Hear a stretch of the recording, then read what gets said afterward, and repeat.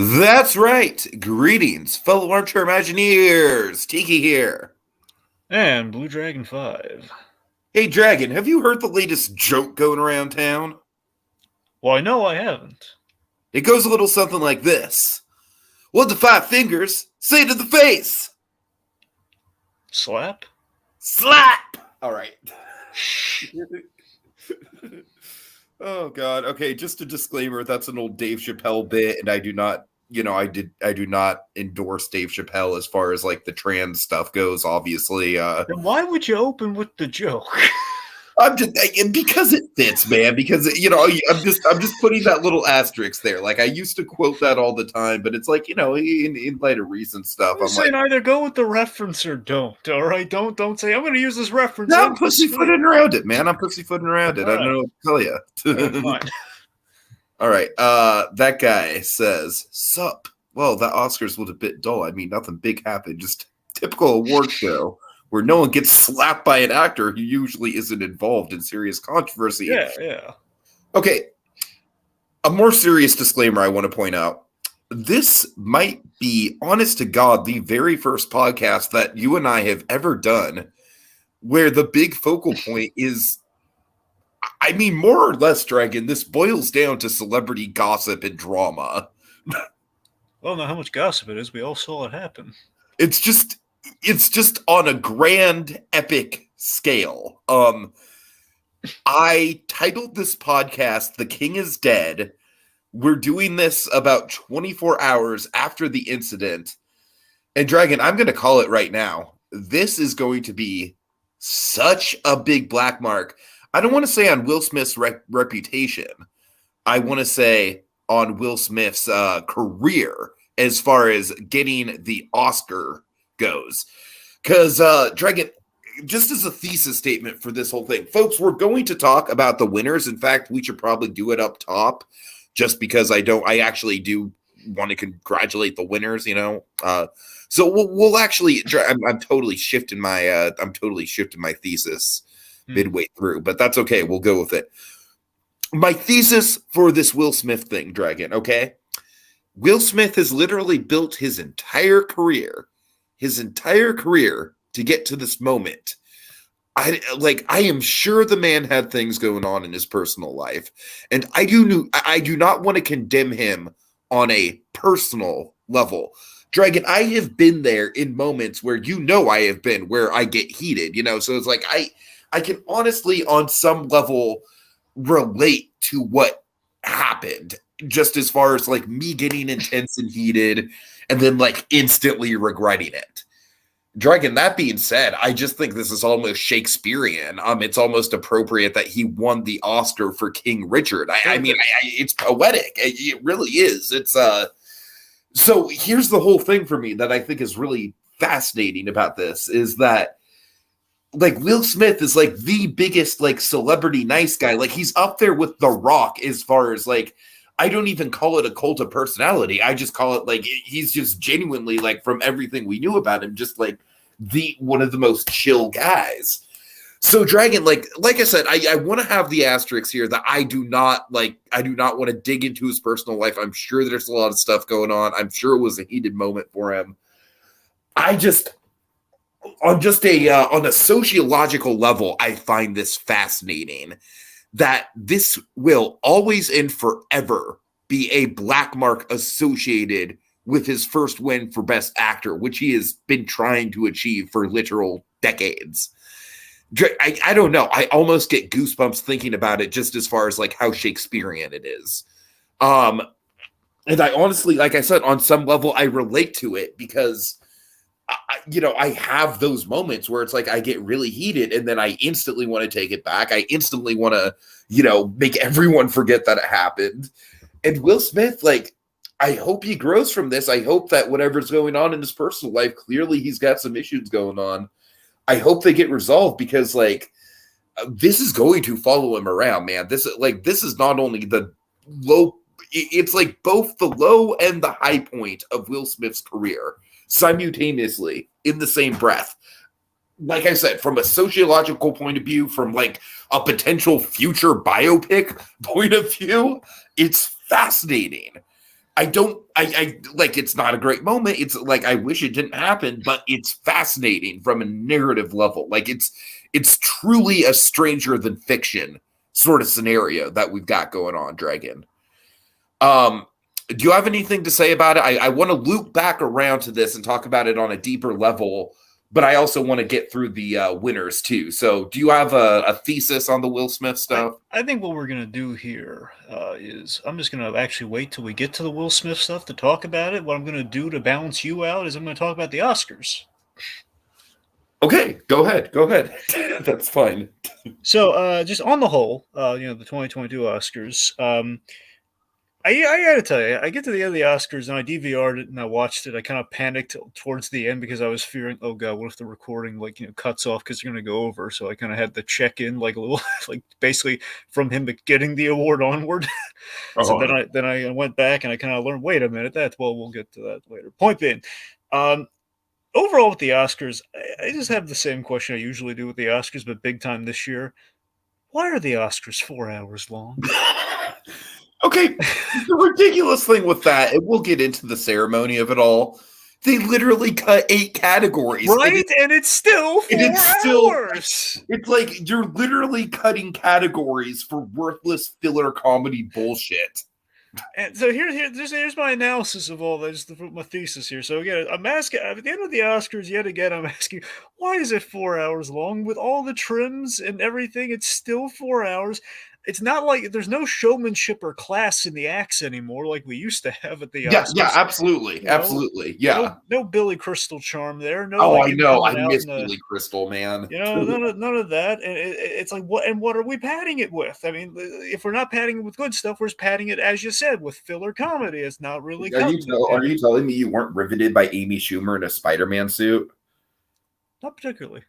All right.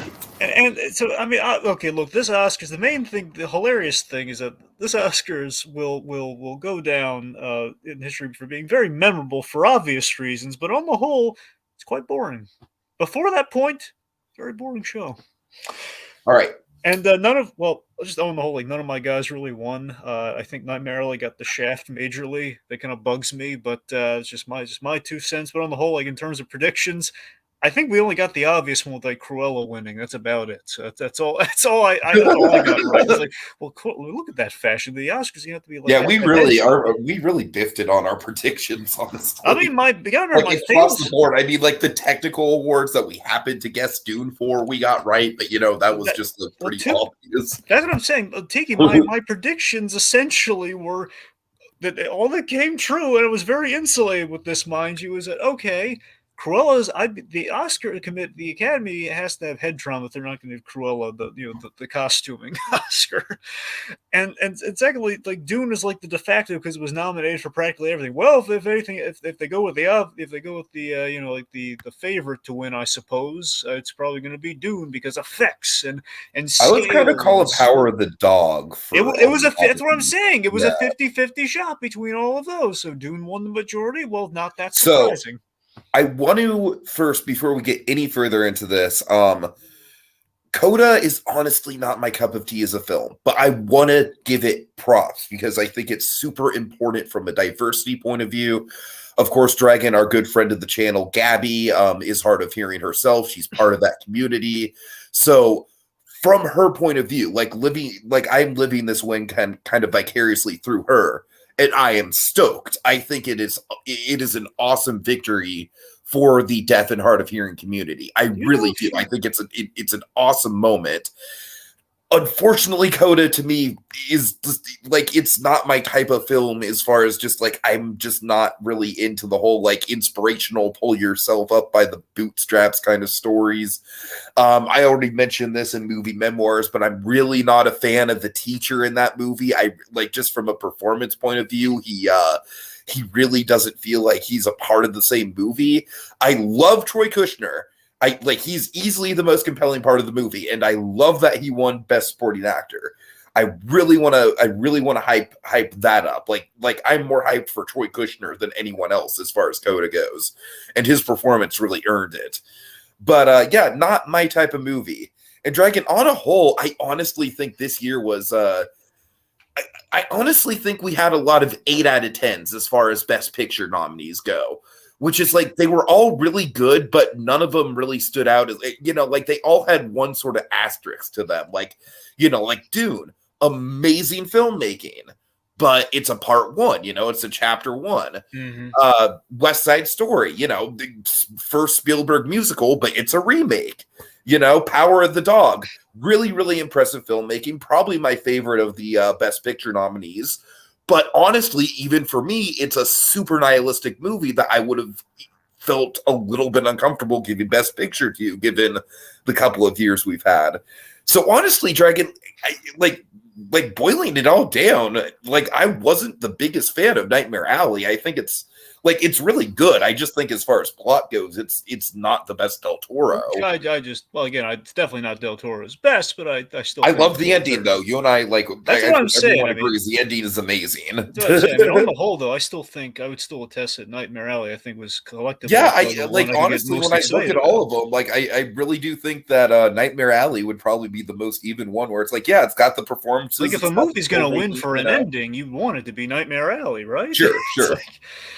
But yeah, Dragon, who I'm really sad for? Like out of all the snubs, and I knew this was going to happen. It was pretty much a foregone conclusion, but the situation of the evening, like the elephant in the room, makes it even more sad for me. Spider-Man: No Way Home.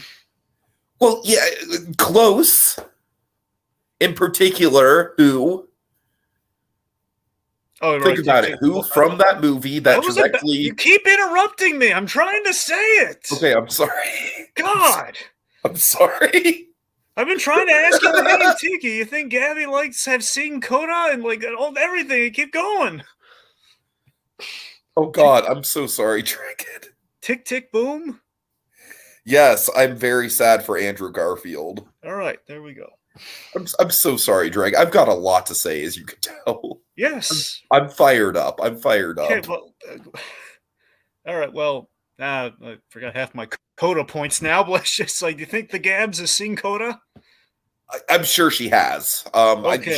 She's well aware of it if she's seen it on Facebook. I don't want to put words in her mouth and say she has, but she's definitely vouching for it on social media. So I'd be surprised if she hasn't. Okay, I remember my Coda point now. Let me okay, I'm sorry. Okay, let me pose to you in the audience a question. There's one fear I have with Coda, and it's something that's been kind of happening just kind of collectively with a lot of the Oscar picks. Not every consecutive year, but I think it's been happening more and more in recent years. Since I think probably since after Shape of Water, probably, but it hasn't been that many years. So I don't. Do you think because, as you said, Coda is kind of a diversity win? It's a big in a big way. It's. Do you think that? You think there's kind of like a double-edged sword there where, hey, we're giving the diverse films the awards, and that's going to spread a lot of awareness, and it's going to be really I honestly don't think I honestly don't think we're in that sort of situation, just because like when you go down the line, Parasite, like I don't give a shit if that was a diversity pool. That was easily deserved the Best Picture win, as far as I'm concerned.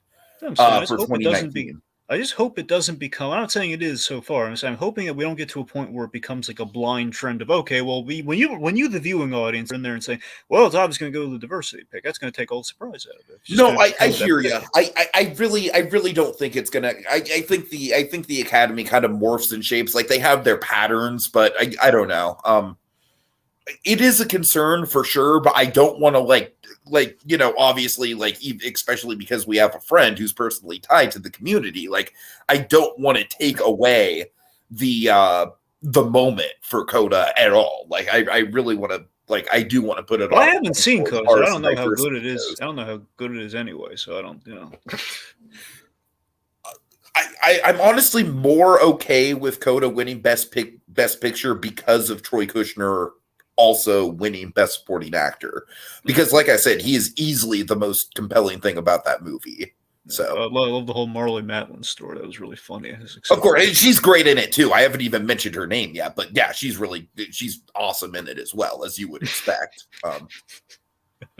Okay, let's see. We have some comments I want to run down. Let's see. Appreciate the activity in the chat, guys. I was hoping that we'd have a few people in here. That guy says, say what you want about Chris Rock's joke, whether it was tasteless or funny or both. He handled the moment pretty well because, right there, he could have made like 20 worse jokes. Yep. Absolutely. I really don't want to bring this. I really don't want to touch this with a 10-foot pole too much, but I'll just bring it up right here because you made the point. Like, he could have easily, like they have been at, like, I'll leave it at marital issues.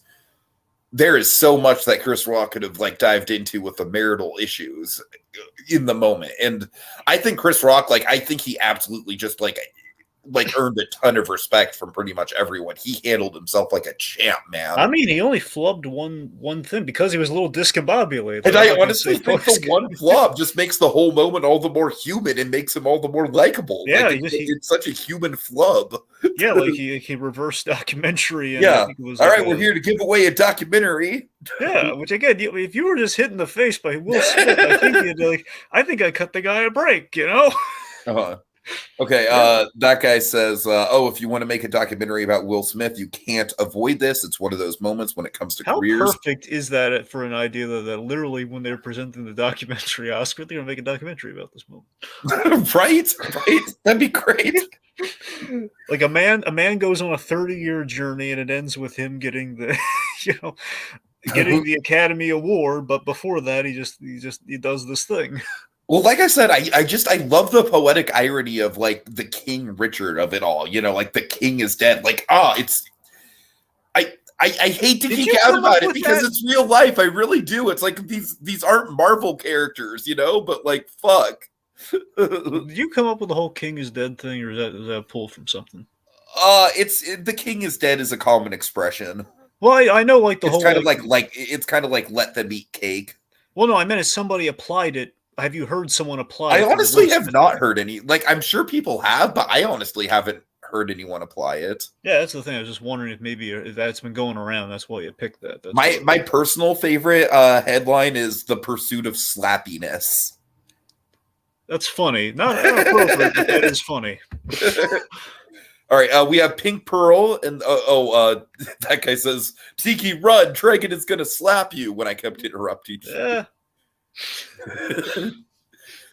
Pink Pearl says, I didn't even watch the Oscars. I only knew two movies, Will Smith Punch and the fact that Sean Penn threatens to smell his Oscar if the I believe was it the Ukrainian president? For the appointment one of the presidents. Yeah. Okay, yeah. It has to be the Ukrainian guy. Yeah. Pink Pearl says, I got an audition for another movie filming here. Awesome. That's awesome, Pink Pearl. I'm really excited to see Haunted Mansion, especially because of your involvement in it. So yeah, we'll see where it goes. Hey, we have Anthony Smith here, which says the terrible takes broke the timeline. Anthony, honestly, that if you disagree with us, that's totally fine. I have no problem. Like, this is all a subjective thing, and it's very fresh. So, anyways, so Dragon, let's see. Any other wins you want to highlight here?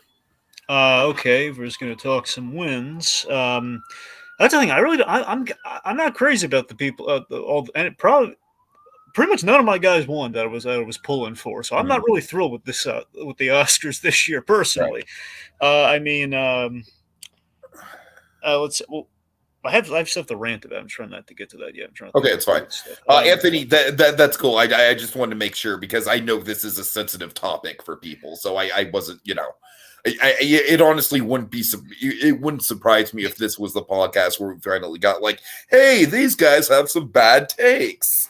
Well, I think the only positive I really have were a couple of presenters and kind of the way they presented it. Well, like Sam Jackson, for example, we gave him like the is it the Lifetime Achievement Oscar? We gave him some sort of special Oscar this year for his years in film. They gave him some sort of award, and they kind of like celebrated him for a second there, and then did like the Pulp Fiction thing, which I feel they should have waited 2 years for to get to the 30-year mark. But the point being, it was nice. What do you think of the extreme sports stars giving out the James Bond tribute? Yeah, that was dumb. All right. And speaking of James Bond, my boy Lin-Manuel Miranda was robbed of the EGOT, Dragon. Oh yeah, so he doesn't get his. Dragon, I swear to God, I'm going to become like the Just Giglet sketch where it's like, this year is Lynn's year. Don't He's worry gonna about get it. the EGOT. Lin-Manuel Miranda's nominated like every year. Will be fine. Oh, I know. He'll be fine. Wouldn't it be funny if he did just continually get snubbed for that, though? It's like he hysterical. won everything else, but he can't win the Oscar. I would love it so much if the year he wins, Larry David presents the Oscar to him. Oh my God, that'd be amazing. Either that, or if Lin-Manuel ever gets like a special achievement Oscar like down the line or something, I don't know if they do something for him or they have like something to present. It'd be Larry David giving like a really lousy kind of like build up. Oh my God! Just saying, yeah, I'm not crazy about him, but people like him. So the hippity hop. I don't know. It's not my thing. I don't know. There's too much singing. There's too. All right.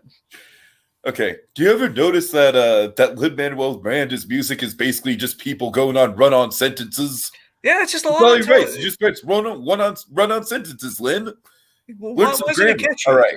Why can't it be catchy? All right, I'm done poorly imitating old Jewish men. All right. Okay.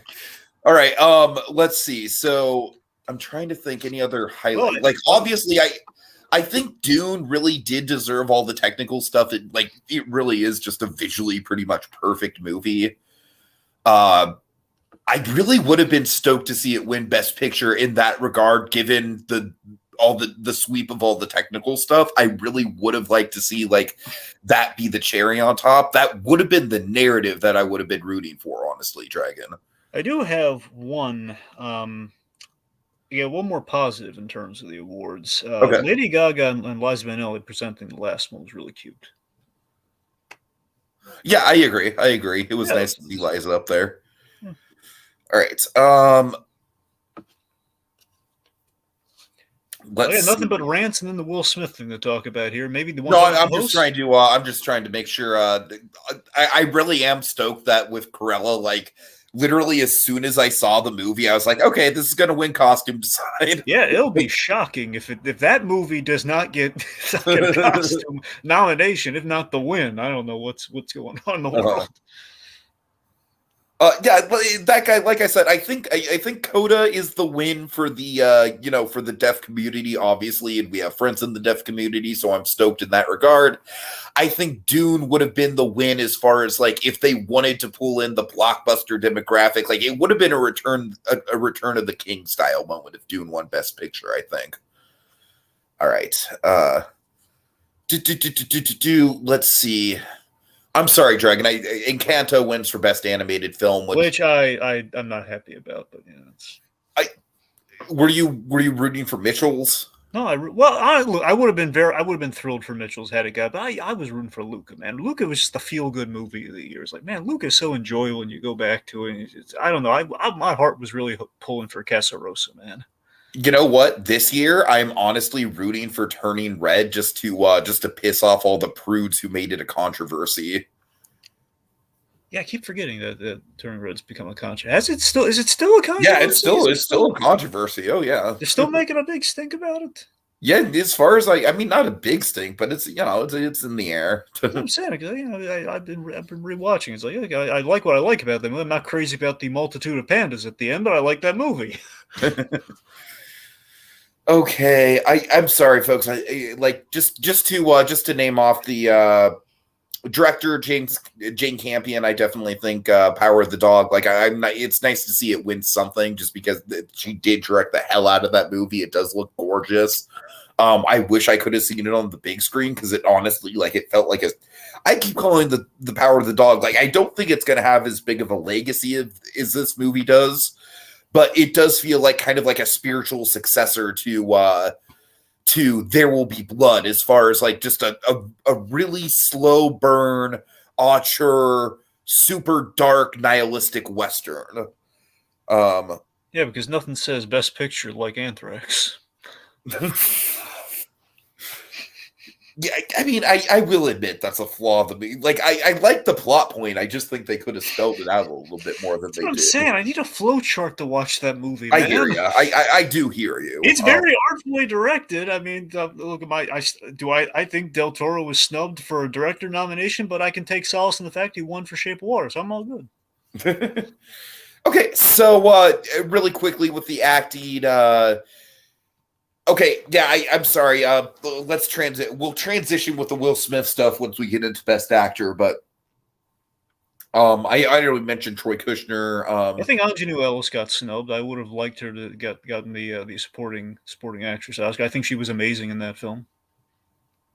I mean, I agree that she was really good. I just think that Ariana DeBose, she had a wonderful speech, first of all. And there's a moment in her speech where it cuts to Rita Moreno, who won the award for the same role all these years ago. And she literally had tears in her eyes. And Dragon, that was the feel good moment of the night for me. I was gonna hope that was earned and not like, hey, it'd be really cyclical with our nomination here. I honestly think it was earned. I honestly think she did an outstanding job. Like, she was the best performance in a movie that, outside of the one elephant in the room of Ansel Elgort, like, I think literally everyone else in that movie did a fantastic job, and she was a standout out of everyone. So, let's see. And then as far as Best Actress goes, Eyes of Tammy Faye, it's like, it's fine. I feel like this is kind of on the same level as Renee Zellweger winning for Judy. I was honestly really rooting for Kristen Stewart towards the end of this, so I'm kind of sad she didn't get it. And I honestly think, I didn't even really like oh God, what was the movie? What? Spencer. I'm sorry. Yeah, that's the one that Kirsten Stewart was in. Yeah, I honestly wasn't a big fan of that movie, but I do think it could potentially be the performance of her career. And speaking of performances of their career, yeah, I let's transition here with the Will Smith stuff, because one of the real things that I think is a shame with all this is that I really do think that Will Smith, he was okay in King Richard. Like, he was a good performance. It wasn't my cup of tea as a movie.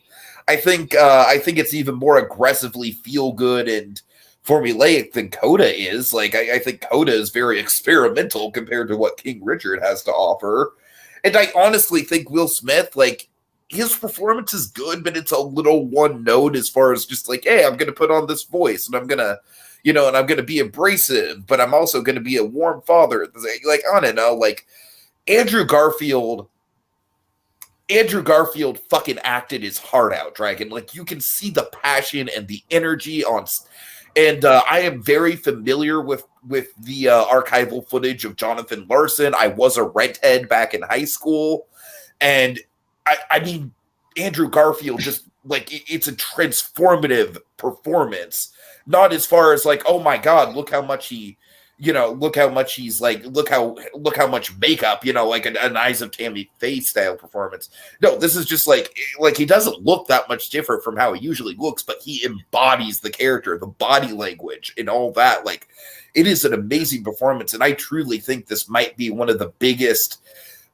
Like, the Oscars blew it, especially given, like, Will Smith literally just like, hey guys, in case it wasn't clear that I don't really deserve this award for this particular movie, I'm going to make a big ass out of myself. So Dragon, go ahead, take the floor. Okay, two things. Just just one. You have a far better name for the Rent fans, what it should be. What? Not Rent Head, but Renters. Renters. Yeah, Redhead. It's always been Redheads. Yeah. Yeah, I don't get that. Okay, so just in regards to the Will Smith fiasco of it all, I gotta be honest, Tiki. I've been I've voiced this to you before. I've been, I've told you, like, I get into a lot of audiobooks, and I've been contemplating a few. Like, oh man, I don't, there's a few you lean towards. And Will Smith's audiobook was kind of calling to me. Then I read all the reviews and went, man, he's very egotistical and everything. It's like, so I'm getting the vibe that ever since that biography, ever since that, that autobiography, just in recent years, and this kind of confirms all those suspicions to me. Will Smith's ego is out of check these days, and King Richard, obviously, Yeah. that story and that character in itself is kind of an irony in the making with all that, in that he's kind of like a very, a very very ego-driven character, as very egotistical character. Again, not well-meaning, but still kind of very egotistical, also making everything about himself.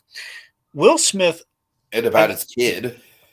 exactly, and very much about his kids and everything. Well, that's the thing. So Will Smith, I feel, we know he really got into the role, hence the nomination and everything. And I don't want to make any like bold claims and say maybe he might have gone a little method, because I know he did a lot of research and everything, and it did pay off. I think he did a great job in that role, and it just kind of feels like, just with what happened, it feels like perhaps he did go a little method, and I don't, maybe he's having some trouble shaking it off. And I think he doubled down on the whole protective instincts aspect of that character, which he definitely voiced a lot of in his speech, which I'll get to. I got issues and praises about his speech. Yeah. So the point being is, so like again, the protective instincts that Richard Williams has, as well as Will Smith has, because he's very much, Will Smith. Let's be honest, Will Smith does have a flawed family, and everyone has flaws in their family. We know this. I'm just saying, like, we know, like, publicly in the public eye, his kids, particularly Jaden Smith, it's a whole mess of trouble with that kid. But he's always been like, very much. He wore a bat suit to a wedding. Do you It know wasn't what even Jaden good. Smith tweeted about this whole incident? Probably something in support of his father. Yeah, he was literally just like, "That's how we do it." That's what I'm saying. Just I'm just like, look, no, as much. Jaden. So again, before this event, and I'm not saying like I'm fundamentally shifting any views I've ever had on Will Smith, but it's like, I've always had I really like Will Smith, and I've always felt that, cool as Will Smith is, not the best parent. Through no fault of his own. I think he tries, but I just think, there really is a shade of Richard Williams to him, if you think about it, with how he tried to push Jaden into the spotlight and make him the next big which thing. ultimately seems to have backfired. And but the point is, the kid's being forced into the limelight. It's like a Richard Williams story if he failed, So to me, that's the fascinating element with the nomination, with the role, and everything, with how things played out here. So Tiki, when I heard, I glimpsed, like, in the clip, I didn't watch it, but I glimpsed like this hit thing happening. And I'm thinking, before I watched the Oscars itself, it's like, okay, this is because I taped it and I watched it after basically after the ending. Is a whole thing. It's a stupid 4-hour ceremony. It's a whole ridiculous thing. The point being, I saw like this hit happen. I'm thinking, okay, this is like a staged gag or something. Like, okay, I think that's what everyone thought at first. Because I mean, how could this happen, right? It's like you're thinking it's fake until you see it happen. Where thought it was fake, and turns out it was not. So it just feels like he's taken the role literally, and he's kind of he's in this is going to be a weird way of putting it. It feels like he's inserting himself into kind of a Me Too sort of thing, into the Me Too movement, with the whole, like, with his speech and his acceptance speech saying, I'm protected, I protected all my female co-stars. And it feels like, well, maybe make it, it's a lot of me in his speech, There's a lot of Yeah. Go ahead. I'm sorry. That's what I'm saying. There's a lot of me in the speech there. I'm jumping between the speech and the event. No, it's fine. It's like, for the record, from what I understand, I saw the clip of this. I remember watching the Oscars years ago, and I remember this event. This is not the first time Chris Rock's like taken like a playful jab at Jada Pinkett Smith, where like he made a back during the Oscars. I forget if Jada Pinkett Smith was like the main person who started like the whole Oscars so white thing, but there was like a year where Jada Pinkett Smith protested the Oscars, and Chris Rock was hosting that year, or the year after, and basically in reference to it made a joke, shouting out, "Oh, she's boycotting the Oscars, ha ha ha." I'm sure that didn't assuage things. I don't want to get too political here, but I honestly never really vibed with the Oscars so white thing, just because statistically, if you look at it, literally the year before that happened, 12 Years a Slave was the big winner that year. So that's the thing. So it's the point being, it really just came down to luck. It's not like it wasn't some big conspiracy to lock out anybody. So that's the thing. From how I see it. Yeah, sure. And that's the point being, like, Chris Rock had made a joke about Jada Pinkett Smith. I don't know if that was like kind of stuck in the crawl after all these years. I don't know. A lot of people who've done the instant replay of the event have made the observation, which I kind of see. I'm not opposed to it. The observation that Will Smith, he's given the chuckle, and Jada's not happy, and then we cut away, and we don't see him react. The implication, I mean, there's an off-screen conversation going of like, hey, do something about this. He gets up, and well, he clocks Chris Rock very, very hard with an open hand. So obviously the slap is like, it's like, I mean, for me, Dragon, I might get in someone's face. I would never resort to physical violence. I just don't believe in that. I would literally go after myself in a heated situation. You know this. But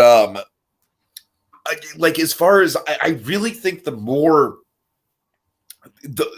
almost as unprofessional as the hit itself was him multiple times just in a rage-filled way, keep my wife's name out of your effing mouth, like live on camera. He's bringing F-bombs to the Oscars. And this is I'm just like, oh no, Dragon, I really think that was obviously the thing that just kind of solidified, like, okay, this is not a joke.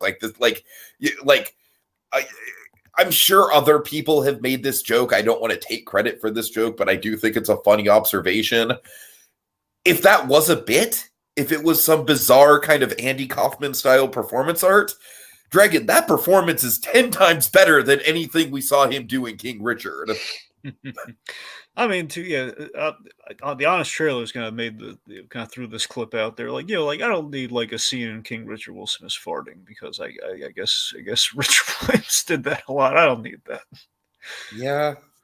So yeah, I concur with your thoughts on that. But I mean, I think on the whole, again, King Richard was an interesting character, but again, there's only so much you can mine from that character. Ultimately, that's going to be like, okay, I think how's this character now realizing he's being really egotistical in regards to his daughters? Because again, as Amy Schumer pointed out at the top of the ceremony, really funny, that one, I think it was her, made the point that they made a Serena Williams movie, or like a Serena and Venus Williams movie about their father. So that anyway, so sorry, I'm just going to refocus on something here. Yeah, so that's the thing. So Will Smith, he's rubbing some intense F-bombs at the Oscars, and I'm just sitting there, I'm watching, I'm thinking, oh no, like Will Smith's always been really composed, and like he's been in control of things. Like you don't really see Will Smith lose his cool like that. I've only seen him do that. I've seen a clip of him do this once before, where I forget if he full on hit somebody or slapped him. I think he might. Wasn't it a paparazzi? Yeah, paparazzi guy did like the French kiss to him or something, and he slapped him. Yes, honestly, that wasn't a slap. I saw that it was more of a shove. And it was something. In that situation, I would have done the same thing, because the dude was full on just like grinding on him practically, So that's what I'm saying. The point being, that was like ages ago. So like, I've never seen Will Smith really kind of do that. And again, whether it was like instigated, like again, he's given like a little chuckle beforehand, but then it leads into his speech where he makes a really good point where he says like, we all have to smile like things are okay when they bother us, which is a really excellent, profound point to make in his Oscar speech. So I'm of two minds about the Oscar acceptance speech, because I feel it was powerful yet a little weird in places. And that, okay, just with Will Smith's mindset with everything, both with the speech and with the hit, is that I kind of, like you, Tiki, I kind of get how Will Smith was feeling.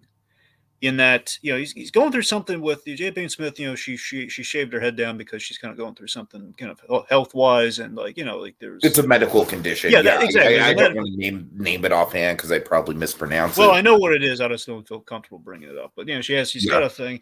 The point being, it's the fact that I'm sure she's sensitive about that, and I don't think Chris Rock knew about it. I don't think it's like, okay, I'm gonna make an observation because I like Will Smith, possibly, I don't know, or I've made jokes about Jada Pinkett Smith before. It's like, hey, familiar territory, looks like G.I. Jane, haha, G.I. Jane 2, very obscure reference. Point being, it's an overreaction for sure, no question. Now, while it is an overreaction, I've been in the position you spoke of earlier, where you do something bad and you instantly regret it. In which yes. Well, to relate it directly to the Will Smith thing, as a kid, only once, I did hit somebody and I did regret it. Okay. And again, it was such a weird thing where this guy just kept pushing me, and it's like the whole time I turned around and bam, hit him right in the face. I instantly regret it. I turned myself in for punishment. And I was, believe it or not, I was like, the teacher itself in the room was congratulatory towards me because, again, she wanted to do it. Yeah, for sure, So, for but sure. again, the point being there's a regret that you feel a loss of control, and like you kind of gave into to the baser So instinct. I'm sorry, go ahead. You gave into the baser instinct, and there's a regret there. And the problem is with his speech, I can't really tell how much of that is him getting caught up in the moment in which it's his first Oscar, in which he got so close with Pursuit of Happiness, if memory serves, with his nomination years back. And there's so few black Oscar winners for best actors. Like he's the fifth, I believe, in the line, if I recall. Um, and also it's the year that Sidney Poitier passes away. And of course, the Yeah, first yeah, black yeah, yeah. winner, if memory serves, is Sidney Poitier. So there's a lot of aspects that are kind of going on here. So it makes me kind of wonder, like, I don't know if there's any really regret for what he did with Chris Rock. Because he doesn't say sorry, Chris. He's like, no, sorry, Academy. I want to try and I mean, salvage. obviously, he's going to make a public statement apologizing. Obviously, that's just what you do in this situation. I mean, yeah, but you'd imagine so. And again, I pointed out again, it just feels very me, which I protected my female co-stars because they need protecting. It's like, I don't know, why you got to make it about that, Will? Why don't you just like be kind of grateful in the moment? I don't know. Just that felt really off to me, and that felt really weird. And again, he's just doubling down the protective thing. I I can't mean, as tell far how. as I'm concerned, that's basically like textbook white knighting. I mean, yeah, and I can't tell how much of that is. There's like a weird now. There's like a weird coding to the speech. I can't just take on face value. Oh man, he's so emotional because he's gotten this big moment in a very particular year. We've lost like some black icons and everything. He's kind of shouldering that perhaps. In which I'm now looking at it as he's trying to do damage control for that slap he just did. It's Yeah, like I protected my wife. I protected my female co-stars. I'm not the bad guy. Sorry, Academy. Invite me back next year. yeah. So it's and like he brings up Denzel saying the highest moment is when when you're at your highest peak, it's when the devil comes. Again, there's some good moments, and again, it feels like a great performance. I'm not saying he's being disingenuous here, but it just feels like the speech feels powerful, but the writing's not great, even though it's like just kind of coming from the heart. I guess I don't know how pre-written it is. Sure. Yeah. All right. Okay. So the big thing I want to make a point of, and then we have some comments, and then we can pretty Sure. much get out of here. Did I make any sense of what I was saying? Yes, but Dragon, I was kind of like I was wanting to get this one thing in, so I'm Oh, sorry. I'm sorry. Well, no, go on. What do you got? Yeah. I think the most empathy that I have for Will Smith is the time in between the incident happening and him winning the award. Because Dragon, I truly feel like I can absolutely like it must have been a whirlwind of I can't imagine what was going through his head in that moment. You know what I'm saying? Well, what's weird? During his speech, when he brought her up, this is the only thought I had about the event afterwards, and what must be going through his head is that my mother's going to be unhappy with me. Well, yeah. I mean, not just but Dragon, we're talking like this is one of the only A-list celebrities that broke through to be a popular YouTuber. Like we are talking this guy, I really think it's him and Dwayne Johnson who had like the finger on the pulse of just like the likability factor. And Dragon, like, oh my God, like okay, I'm just gonna say something a little bit candid here, folks. Like shit like this is honestly one of the reasons why I'm perfectly happy with our channel like being it where I mean, don't get me wrong, it's like I want our channel to grow. But Dragon, I don't want our channel to grow that much. Like I don't want us to get into a situation where, like where people are constantly coming at us for our takes and whatever. Like fame truly does scare me. I It have a really does. my goal was very simple. I just want whatever number we ever land on. I just want it to be around to a 5. That's all I really want. So like if we hit a milestone, if it could be like right now it's like in like the point somethings or others. If it could be like right now, I think it's like 0.4, 0.5 be nice. If either that or if we ever reach, like, I think probably the highest milestone I could think of is, I don't know, if we're at 1,000 now, maybe at the highest, maybe 5,000 ever. Like, just put it at a 5. Just get a 5 in there somewhere. That's fair. That's fair. That's all I want. Just put a 5 in Honestly, there. like my goals as far as community building goes is like kind of catering to the just to call you guys out, the Anthony Smiths and the that guys of the world, the Pink Pearls and honestly, Dragon, like I take this is gonna get kind of like, this is my own sort of sappy Oscar speech right here. Oh god, Like I take you every live viewer that we get so personally, as far as like being grateful that you guys tune in and watch our stuff, because I have been doing this, this online content hustle literally since like the mid 2000s when I was a child. So, I don't know. I'm sorry. I'm kind of going off on a tangent. All right. Yeah, that's fair. That's fair. Okay, but you know what I'm saying, Drag? Like, I really do think that in this moment, like, it must have been one of the most absolute. Like, I wouldn't be surprised if on some level Will Smith just completely blacked out in that time period I mentioned. Because if it were me, I would have, just with all the stress and just all the regret and all the, oh my God, what have I done? I'm about to win this big award. I literally ruined it. You know what I think alleviate a lot of that for me if I'm a betting man? Because I mean, I don't know in Hollywood what the best compliment you're ever going to get is, like when Anthony Hopkins walks out on stage and basically gives you like a little tip of the hat, like "Well said, Will," piece of art, It's like that to me that's the pick me up. I mean, I'm not saying he's going to be like fully like on top of the world at the end of things, but I'm saying I don't think but that is like, that's basically like the equivalent of like a good friend being like, patting you on the back and like, yeah, man, you kind of fucked up, but you'll get through it. Plus, I saw some photos. Someone put through like every after something like this happens, you have like photos and memes and stuff, and like look at all the people congratulating Denzel putting his hand on Will's shoulders. Oh, isn't that nice? Right. So, I also saw a meme of Andrew Garfield just looking bored and on his phone texting. And it said he's texting the different Spider-Men to see if the Will Smith happened in their dimension. Okay, so real quick, because you brought that up, so we won't glaze past here. The point that I wanted to make before we got into the Will Smith thing of it all, just in regards to the hosting thing this year. So this year we had Amy Schumer, Regina Hall, and Wanda Sykes, all of which, I mean, Wanda Sykes not her A material, unfortunately. I loved seeing that museum. Though I less her comedy in the museum. I love seeing that museum, though. It looked really cool. Regina Hall, she had the race, she had kind of the racy pat down bit, which I gotta be honest, I thought it was funny. I'm surprised they could clear it. I'm surprised they could get away with it. And Amy Schumer, I think, kind of that's some of the funniest stuff. Calling out the movies very honestly. But here's the thing, though, Tiki, we're at a point yet again. 3 hosts versus 1, and just kind of like a random assortment, not really like a Tina and Amy kind of like pairing. It's just like it's random, just people, which feels like a mandate. We need 3 women. Who are we going to get? Doesn't matter. It's 3 funny women. And it just feels to me, tell me if this wouldn't have been 20 times better. Okay. If we have to worry about any mandate or something like that, it's like the Oscars making the bed that they did. Wouldn't it have been so cool if they were bold enough to, okay, you know what? We're going to make fun of ourselves. We're going to do it in the best way possible. We're going to get the 3 Spider-Men to host, and they're going to make a running gag throughout the ceremony of their lack of nominations. That'd be funny. I think that'd be delightful. That's. I mean, I'm sure Andrew Garfield being nominated probably complicates that. That's why they definitely didn't do that. But I mean, my dream hosts are the Muppets. No, I agree with you, Tika. That is like, I'm just saying for this year specifically, but in general, yes, the Muppets would absolutely they'd be the front runner choice. Either that, or in my opinion, I'd love if Seth MacFarlane came back. But yes, the Muppets are absolutely the smart choice.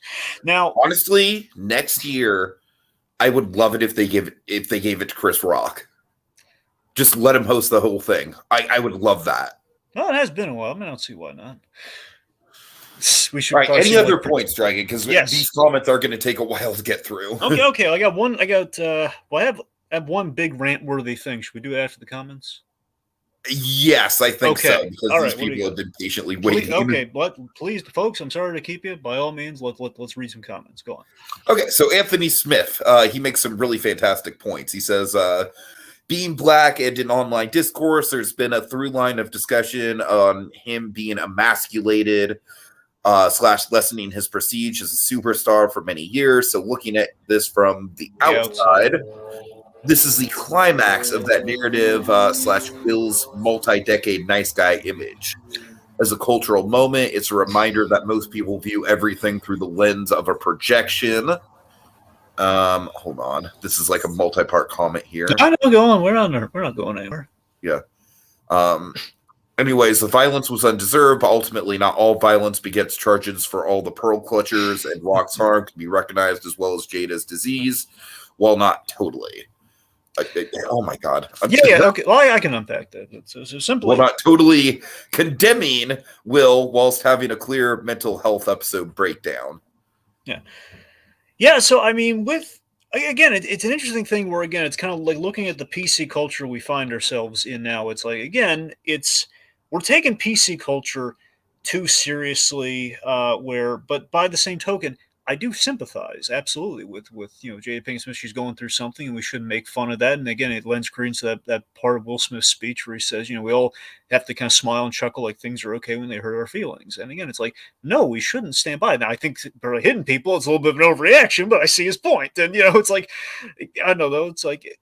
The point being, it does lend itself to be kind of like an awkward moment anytime, any way you slice it. Where either he says like, "Hey, that's not funny," or if he goes out and you hit some Andy Kaufman stuff, something's not gonna it's not gonna click. So like, no one's necessarily completely wrong in this situation, yet we kind of went about it in a really Totally. weird way. That's the thing. So I mean, Will Smith, and again, because we cut away. By the way, did it bother you during Will Smith's speech? Like, he has apparently had like some spill or something. We had that weird, like the Oscar logos is like cutting him off on his face and everything. What is happening? Yeah. So we're already muting him during the cursing, which apparently to be fair, that mute is well deserved. No, I get that. No, that's fine. I do love the idea that like overseas you get the cursing though. That's how we. I know, right? Uncensored. Just anyway. I mean, racier stuff has happened at the Oscars before. I don't think anyone's been necessarily attacked. I don't know. I don't know about that. Wasn't it? I know we've had racier stuff but we haven't had physical assault. We haven't had I mean, it's like I think the most comparable moment to this is probably the Brando thing with the Native American woman. But there was a streaker at the Oscar once too, so that's kind of the most uncensored they've gotten. Okay, yeah, but I mean that's fair, but still, like. I'm just saying again, we've had different sorts of things happen. So this is the first time we've had this happen. And it's funny because I really feel like, it's like we've had this whole past decade. It's like, we have like the Adele Nazim thing. And then, of course, the famous La La Land Moonlight, which honestly, Dragon, I was convinced that would forever be the craziest moment. No, not anymore. Not anymore. I was wrong. Like, what's the worst thing that could happen at the Oscars? Well, I gotta be honest. This Oscar business just kind of with this hit and everything. What movie this makes me all this makes me think of? Huh. Naked Gun 3. Naked Gun 3. Well, again, the Naked Gun movies, the Leslie Nielsen Police Squad Naked Gun films. Each film, the first one's the best, and the second one they're still good, but they get a little less funny. Third one has the best third act because the third act is at the Oscars and like all sorts of bedlam and just craziness going on. So like also anything bad that could happen at the Oscars happens at the Oscars. So it's kind of like reminding me a little bit of that. It's like, well, okay, short of a bomb threat, it's about as bad as it could get. All right. Okay, so that guy says the problem with it's an Andy Kaufman style bit idea is that Will Smith is not the kind of guy that would do that. I think Shia LaBeouf would do that, not Will Smith. I could see Shia or Joaquin Phoenix or someone like that absolutely pulling something like this. Well, Phoenix has already technically pulled this sort of thing in conjunction, not during the Oscars, but in conjunction with the Oscars with that documentary he made. So But yeah, I agree that it's not in his character to go like it just wouldn't be in his best interest to agree to a stuff like this. Which again, with the talk of Will Smith's mental health, that's the big thing that I mentioned. This is why I got off track when I talked about the cutaway thing with the spittles. That again, because we cut away from Jada's Pinkett Smith's reaction, we don't know if there's like a point in like, hey, go get him. We don't know if there's like an instruction there. We don't know if it's like it was his doing or her saying or just her shooting him a look of like, hey, deal with this. Or perhaps, again, a little less sinister, she looks upset and he acts. We don't know. We don't see. Only Lupita Nyong'o could tell us. I mean, it was her sitting behind him, right? Because one of those. No, it was absolutely Lupita Nyong'o. Yes. Yeah, you see her reacting to him like dropping the. We need to get the inside scoop from her. Yeah, so Lupita, how'd you like the Oscars? Oh God. Anything cool happen? All right. Okay, just to round things out with some comments from that guy, he says, "I personally don't hate either guy, Chris or Will, because of this." Yeah. And I agree. I mean, like I said, with Will, I have all the sympathy in the world when it comes to like a mental health episode because I have absolutely been there. I think it's very unfortunate that it happened at exactly the wrong time, and this will. I think he knows this is going to live down. Like he is never. This is going to be a black mark on his Academy Award win for the rest of time, and I think he knows that. I gotta be honest. I'm probably a lot of my depth here, but I still get the vibe that it was a conscious choice that was then followed by kind of the mental, kind of the mental fatigue that happens, kind of set in after that. It's the aftermath. I think that's what really. I think that's when the mental health aspect kind of kicked in, like just like the processing what just happened. I think when he got up, that was a conscious choice. Sure. That guy said, "Hey, at least now Chris can go to his comedian friends and say, 'Hey, man, my jokes are so hardcore. I made Will Smith slap me.'" That's what I'm saying. You can. That's why I'm not really coming out of this thing like looking at either of them differently because Chris Rock's going to milk this for all. So he's going to have a grand old time with this. Chris Rock's going to be just fine, kids. I think Chris Rock is going to be just fine. Yeah, that's the thing. My concern is for. I think this could potentially open the door, and John Campea made this point on his podcast, so I want to give credit where credit's due to him. I think it could potentially open the door to assault on stand-up comedians just in general. Like, hey, Will Smith did it, like, I don't know. It worries me. Like, I think we're going to have to wait and see what the trickle-down effects of this is going to be as far as culture goes, because this is a touchstone historic cultural moment for Hollywood. Like, we have not seen something this crazy in Hollywood in years. Well, my prediction, mind you, none of my Oscar predictions came out right, so don't pay too much credence here. My prediction, just for how this is going to go in terms of like the publicity side of things, or I guess maybe the implications on the societal implications. I'm thinking Will Smith's got like 30 years of goodwill built up here.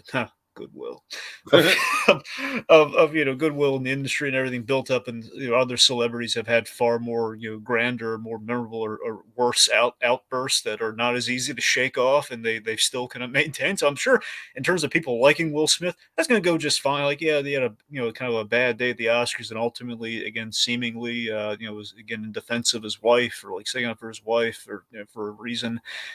One reason or another. The point being, in the defense of somebody, how genuine that is, I can't tell you, but in the defense of somebody, again, I think he's going to be. He'll bounce back. He'll bounce back fine. It's just going to be probably not till maybe the end of the year. He'll be able to start kind of the process on this. Probably his whole year shot. I know that much. After this, his whole year's going. Plus, he's got like I think Will Smith's got another movie in the pipeline. I'm sure when that comes out, he's going to have like the worst press junket of his life.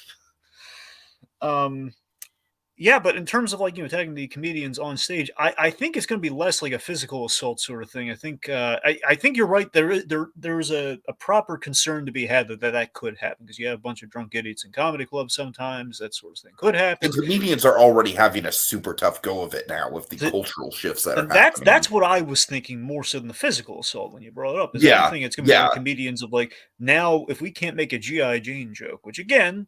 Ill-timed ultimately with the context at play here, but in general, you can't make like an obscure pop culture reference at the Oscars. That's gonna be some tough implications for stand-up and just kind of making like if the jokes are less and less offensive, and they're getting attacked. That's going to be really hard. That's going to be open season for comics to be like, what do we do now? It's like that's half of our stuff. If we got to worry about if the level of PC awareness is going down, now we have to contemplate everything. We have to be uber, PC and welcoming. We have basically every joke comes with like 5 provisos and a contract clause. It's not going to be great. Mm-hmm. Yeah. All right. And I think that's just about going to round it out. Okay, I got one major thing to rant about. Hold on. Okay, go on. What do you got? Well, that guy just quickly says, this just goes to show you that 2022 is being ridden by drunk people. Yep. Right? Oh, yes. And he says, oh, God, imagine if it was Ricky Gervais instead of Chris Rock. Ricky Gervais, that one might have been a little too satisfying because here's the thing, Gervais. Here's the thing. Sometimes Gervais, it's not even through his own fault that he's like doing anything like particularly bad or naughty or so to speak. Is sometimes Gervais he kind of has that cheeky kind of quality, like, you know what? Yeah, the guy could use like little zets now and again. He's kind of looks like it, you know. It just looks like, you know, it's like, yeah, he's always kind of laughing, you know, laughing at everyone's misfortune. It's like, you know what, you know, Gervais, a little much sometimes. I Little hear you. much. I hear you. Anyway, What if so it was James Corden? no, man, we never want to hit James Corden. He's a lovely guy. He's a little too sing-songy for my taste, but he's a What? lovely guy. Oh Come on, no. come on. James Corden seems like Oh, a you know. Oh, come on. He seems like a nice guy. he's not. I can assure you, Are he's you? not. How do you know? Like pretty much a lot of Dragon. He's like an Ellen style situation, man. Really? I Yes, didn't know this. Really? yes. Oh man, that's so He is a disappointing. pompous asshole. I mean, I get I'm some. sorry to break it to you, I mean, man. Tiki, you know this for a fact. But I watched that whole Central Intelligence movie. It's like he's so darn charming in that film. No, not sorry, not Look, Central, that not film is a total filler sick day movie. All right, Super Intelligence, not Central I Intelligence. know. Sorry, different movie. But I don't know. I just That guy says if it was James Corden, I would petition for a Will Smith statue to be built. That's what I'm saying. I think publicly, if it was just James Corden, I think everyone would be treating this like a completely different light. I think. yeah. Well, anyway, yeah. Well, regardless. Yeah, James. I get the I somewhat get the perception of James Corden is a bit much because, you know, I see the pompous quality. I didn't know it was actually like that bad though. I didn't know it was like, oh god. There's a lot of stories of like bad fan interactions and stuff like that. See, I didn't know any of that. I just thought it was like kind of like that vibe of like, yeah, maybe he's not everybody's cup of tea, but he seems like I like though I see him on a show. He seems nice. Like a lot of stories of him being rude to like wait staff and Now, mind you, the main experience I have with James Corden is always the humbling experience. He does like that spill your guts or fill your guts segment. That's the segment I've watched in which he's torturing himself. So maybe that helped it a lot. It's a humbling thing where like right. we kind of torture him by these ingesting all this disgusting stuff. Like, haha. Anyway. All right. So, Dragon, what's your last rant-worthy thing? Okay. The biggest heap of BS. Oh, I think I know what you're going to say. Oh, you know what it is.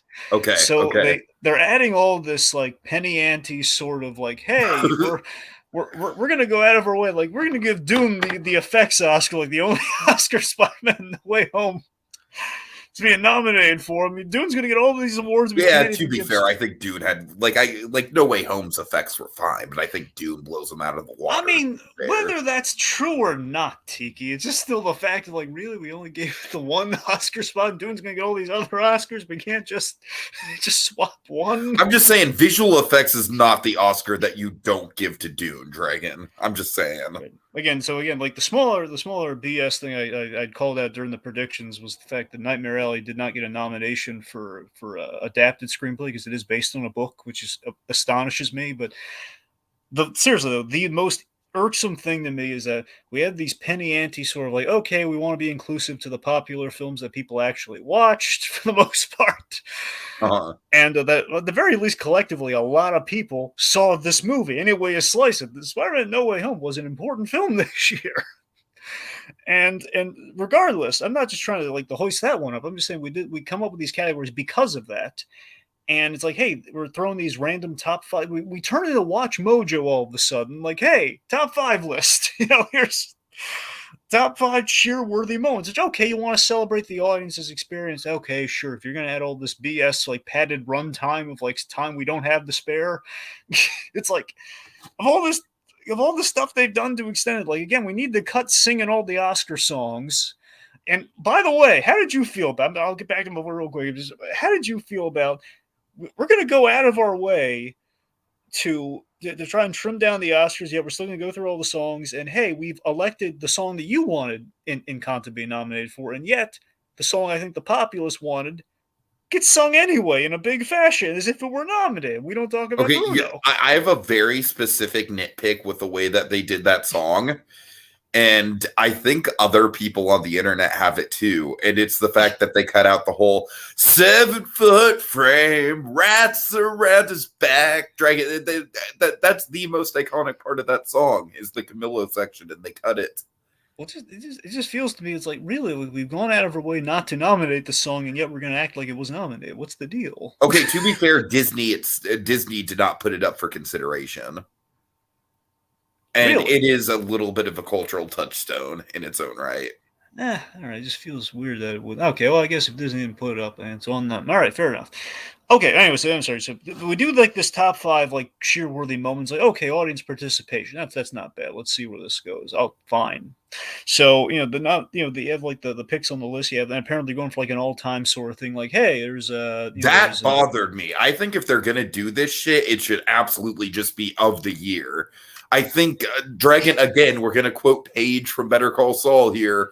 It muddies the waters to just be like, oh, it's from whenever the fuck. Some from yeah. this year, some from the 90s. It's like, hey, there's the Matrix, Neo's big bullet dodging scene. I don't like in Dreamgirls.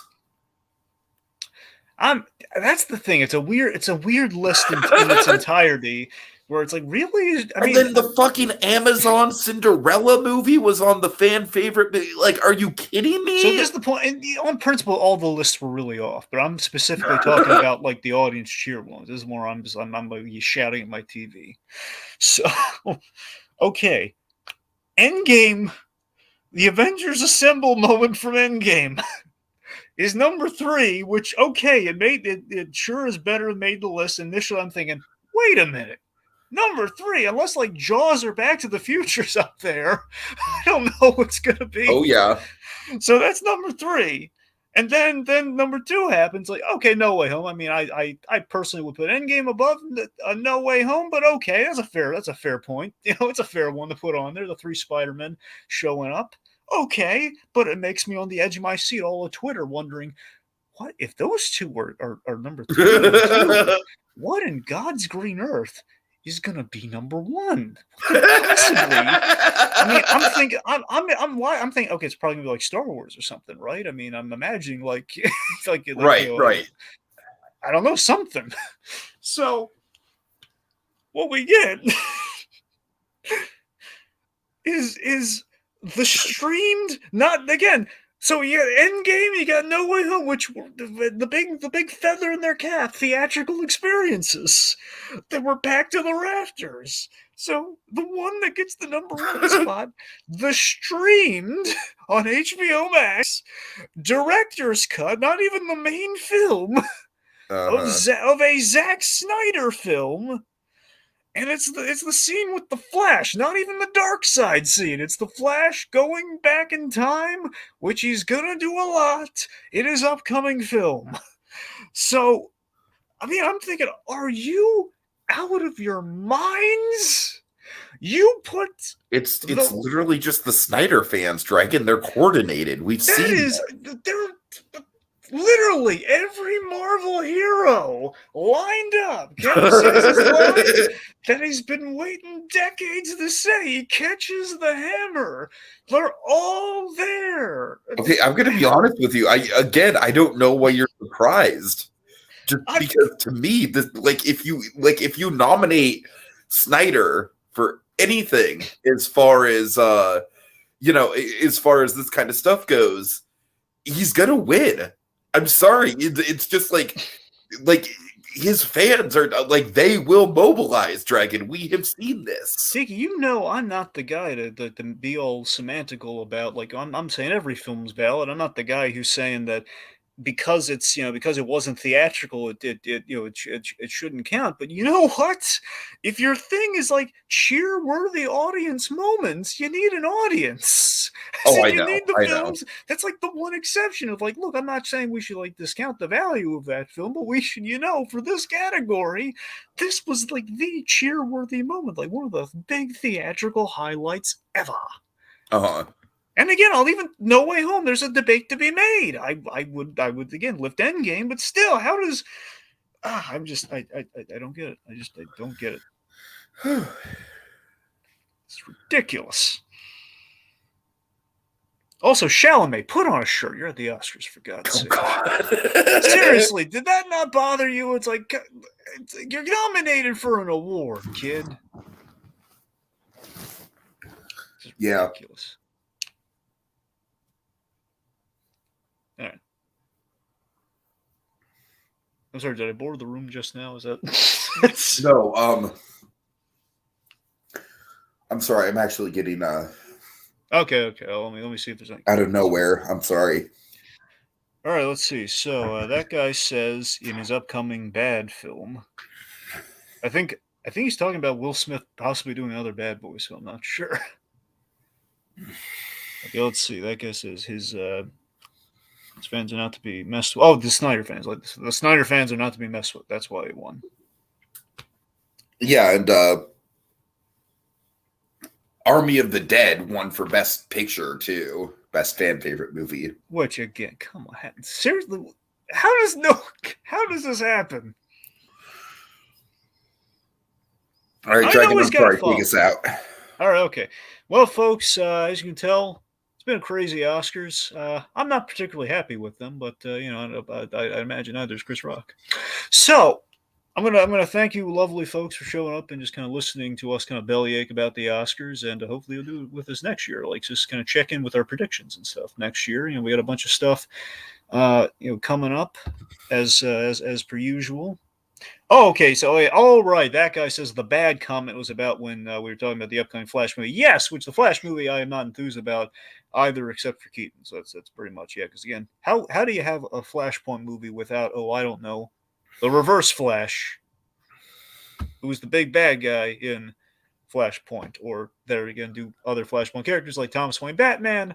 I could go on, but I want to do that. So I want to thank that guy. I want to thank Anthony Smith and Pink Pearl, and anyone else who may be watching this. Either has been really polite and really kind of silent, kind of slow clapping in the distance while I've been doing this, or who will be watching this afterwards. Thank you, folks. Keep your eyes peeled. We have some cool stuff coming up. Of course, Moon Knight soon this week. We got Moon Knight. Yay that! Take care, folks, and vote for the right stuff next time.